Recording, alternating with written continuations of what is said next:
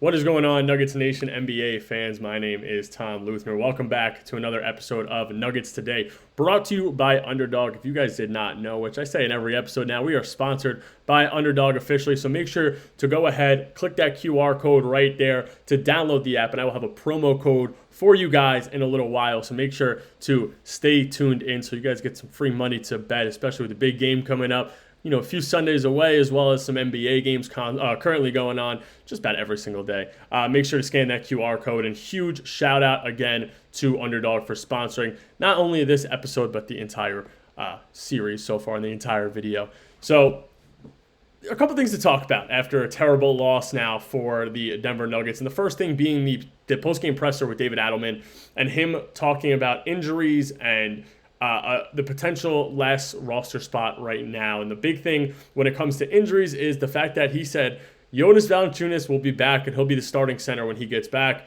Sort of, hinting that Nikola Jokic isn't going to be ready at the same time as Jonas Valanciunas, which makes me a little nervous. I don't know about all of you guys, but he said that Jokic is very up and down, which, like I said, that makes me a little nervous just because I think that if Jokic was fine and he was able to, he's walking and everybody said he's going to be back in a week or two, and you just see that it's not true. Maybe he's walking fine, but putting pressure on it is at that big of a size and having to run up and down the court and playing great amount of minutes per game, a huge amount of minutes per game, is going to play a toll, and you don't want to rush him back if you are able to stay above that 500 level. So he did say that Jonas Valanciunas will be back and starting when he gets back, which is the indication that Nikola Jokic is going to be back after. Now, when he talked about CB and when he talked about Cam Johnson, it just seems like CB is the same thing. He's doing okay, but he still has some things to work on. I think that dealing with a foot injury is something that's huge, and I spoke about that a few episodes ago. With Cam, it was more about him looking good and just practicing and doing non-contact, which is fine right now for him to, he was shooting around before a game, and it's nice to see him back out on the court. But again, you don't want to rush any of them, even Valanciunas. I know you need rebounds, but rushing Big Val is not the best option if you were to ask me. So some injury updates there for David Adelman now, or for injuries rather. But David Adelman also talked about that last roster spot, and he said that, him and management are going to have to get think a little bit outside the box, because right now the option is Curtis Jones filling in that last roster spot, which I'm not the biggest fan of right now. I know that he's a good player, and I know that he has potential to be a good player. One, he's a little bit too small, and that's not what this Denver Nuggets team needs with all these injuries right now. They need a big body, somebody who's going to get rebounds. So if I were to make the decision, which obviously I'm not, I would think that Moses Brown would be the best guy to call up, or even Kessler Edwards, two guys who are bigger bodies, who can play that 5 and have Aaron Gordon and Payne Watson play that 4 position next to them. So that's the thing that I would do right now, would be call up a guy like Moses Brown, but I would also not mind seeing a trade. Now, when we're talking about the G League squad, the Grand Rapids Gold, obviously you have to bring up the one name who stood out the most for this Denver Nuggets team, Spencer Jones. Now, he has 6 games left on his two-way contract, which means Denver has to figure something out, because they can't roll into the playoffs or even the second half of the season with him right now. So that comes with making some kind of move, whether that be Hunter Tyson, whether that be Zeke Naji, even Julian Strother, Jalen Pickett, whatever it is, opening that another roster spot and clearing some cap in order for Spencer Jones to be a guy who can play during that playoff stretch, just because he's been one of the best players on this team, no doubt. He has been one of the main factors of this team, not only defensively, but offensively as well. He's a guy who's able to dominate on both sides of the ball, great on-ball player. Maybe he's not the best scorer in the world, but we've seen him play that 3-and-D role where he's knocking down shots in the corner. Maybe he's not so consistent, but he would be one of your last guys on the roster. So he doesn't need to be the most consistent player in the world, but he does contribute. So I think that they need to figure out a way to get this last roster spot open and sign him to a full-length contract. Now, before we continue, quick word from our sponsor.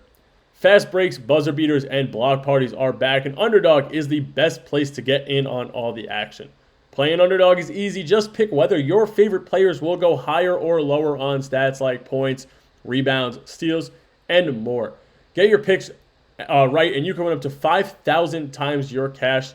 That's 5,000. That's a pretty big number if you get your picks right. The one game I want to look at is the game on NBC later today, and that is Golden State versus Dallas.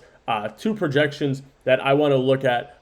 The first one being Najee Marshall at higher than 16.5 points. He has taken a huge leap for this Mavericks team. He's a guy who has come in and been a game changer offensively for this team just because of all the injuries they have. Obviously, they're missing Anthony Davis. Daniel Gafford's questionable. Derek Lively goes out for the season. Kyrie is done for the season. So they need somebody to step up, and Najee Marshall has been that guy. And with the Warriors losing Jimmy Butler for the season, I think that that's a pretty big indication that their defense might slack a little bit. Maybe Kuminga's better. Maybe he's not. So I think that Najee Marshall could have a big game. So I'm going to go with the higher than 16.5. I'm also going to look at two other projections, one being Klay Thompson, higher than 12.5 points. I just think it's always fun to have that bet of the, the guy that's coming back, that, being that hero, coming back, playing against your former team and having a great game. So I'm going to go with Klay Thompson. And then the third projection being Steph Curry, higher than 27.5 points. He's going to have to take on a huge role offensively just because Jimmy Butler is no longer on this roster for this year or no longer able to play this year. So those are the three projections I'm going to go with. Download the app today and use promo code BASKETBALLFAN to score $75 in bonus entries when you play your first $5. That's promo code BASKETBALLFAN. It is on your screen right now. Underdog, make picks, win money. Must be 18 plus. 19 plus in Alabama and Nebraska. 19 plus in Colorado for some games. 21 plus in Arizona, Massachusetts, and Virginia. And present in a state where Underdog Fantasy operates. Terms apply. See assets.underdogfantasy.com/play and get terms DFSTML for details. Offer not valid in Maryland, Michigan, New Jersey, New York, Ohio, and Pennsylvania. Concerned with your play? Call 1-800-GAMBLER or visit www.ncpgambling.org. In New York, call the 24/7 helpline at 1-878 or text from 467-369.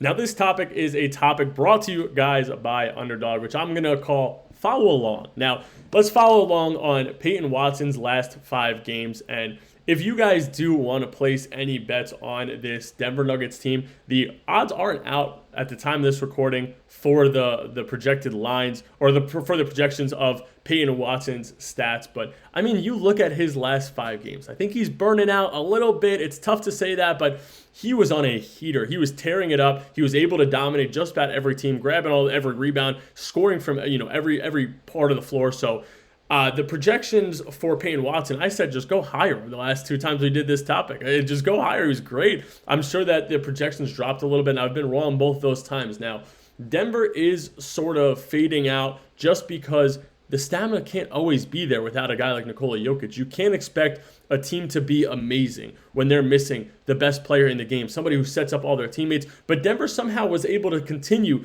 to be amazing. So my projections were to go with the 2 higher picks for Peyton Watson. And like I said, projections aren't out yet, but I do want to talk about it, right? Denver's going up against the Washington Wizards, a team that's not great, but we've seen them lose to before. Peyton Watson can have a great game against this team. Rebounding may be a little tough. I do want to say if you are going to go with the rebounds, I would go with the lower on the rebounds just because I think Sarr, Bagley have been playing well, and that means that Peyton Watson may get pushed off the boards a little bit. He might be at the 2 position, but even there, you got Bilal Coulibaly on him, a guy who's a huge guard for this Washington Wizards team. So if you're going to look at the projection of rebounds for Peyton Watson, as you could see, they faded out a little bit, stayed a little bit the same. He went from 7 to 5, 5, 4, and 5. So in the last 5, he's been averaging around that 5, that 5 rebound per game mark. And I would assume that the projection is around 4.5 to 5.5.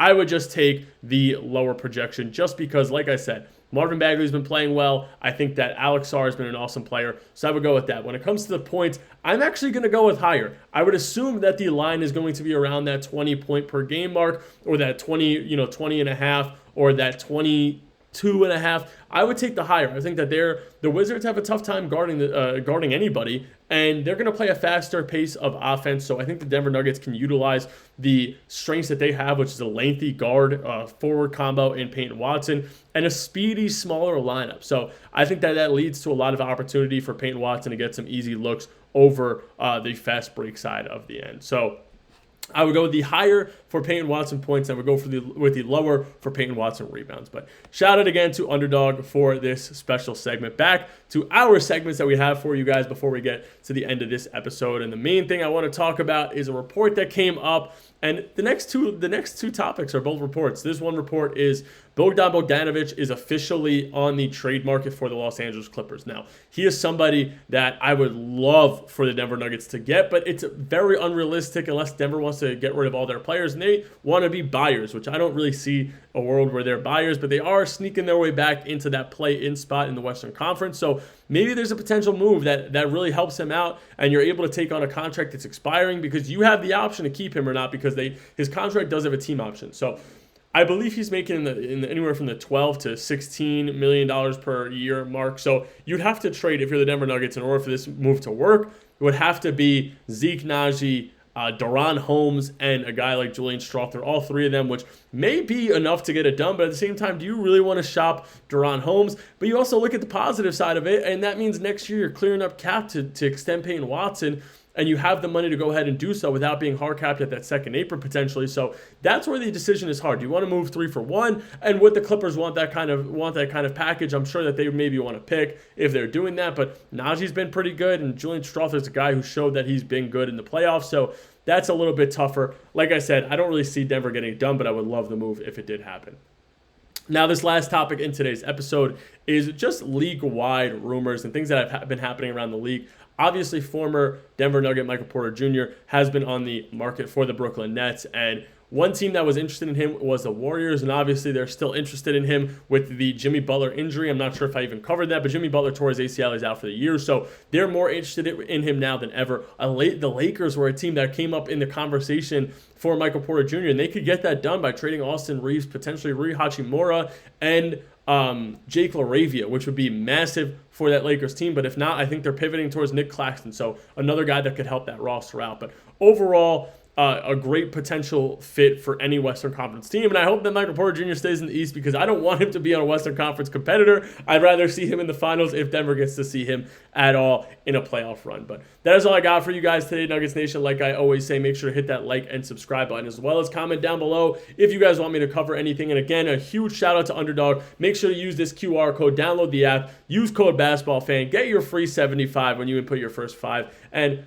5,000 times your cash. Can't really complain with anything other than that. So I'll catch you guys later.